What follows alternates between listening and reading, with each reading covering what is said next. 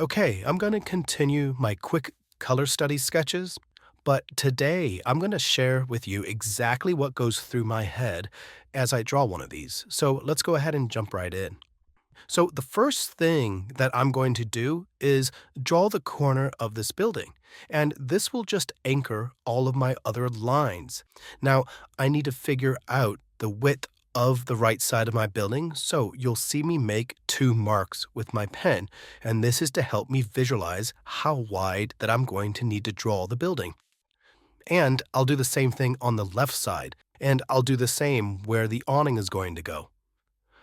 So now when I'm ready to draw my lines, I can use those 2 points as a guide. And it's important to know that those points are just for reference, so I still have the flexibility to shift my line around in reference to that point if I need to.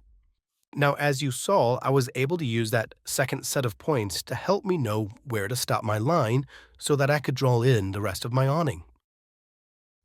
Now, my goal here is to build out the basic line work that makes up the frame of my building. Now that I have the basic frame of my building drawn, I can start to work in the detail.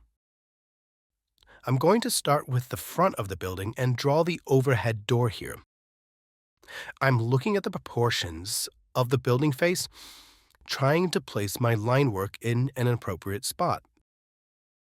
As I mentioned at the beginning of this video, this is meant to be more of a color study, so the sketching here is going to be light on detail. I'm really just trying to capture enough elements to create some form and some interest with my sketch, and that's what I'm doing here. I don't need to get too detailed and create too many lines, but I want to draw out enough detail to make this interesting. Now, I do want to draw out these objects here because they do provide some more interest on what would be a flat building face. And as you can see, I have a tree that is blocking some of my detail, but I'm just going to wrap up this side of the building by adding in that window, and I'll ignore the tree. Again, selecting only the detail that I want to add. And now that I've wrapped up my line work, I'm going to move over to the coloring, and for this technique, I'm going to be laying down all of my shadows first. The benefit of this is that I'm establishing my form before I move over to coloring. You'll notice that I'm using a dark blue color for my shadows, and the reason for this is that I want my shadows to mimic real-world shadows since sunlight tends to cast blue shadows.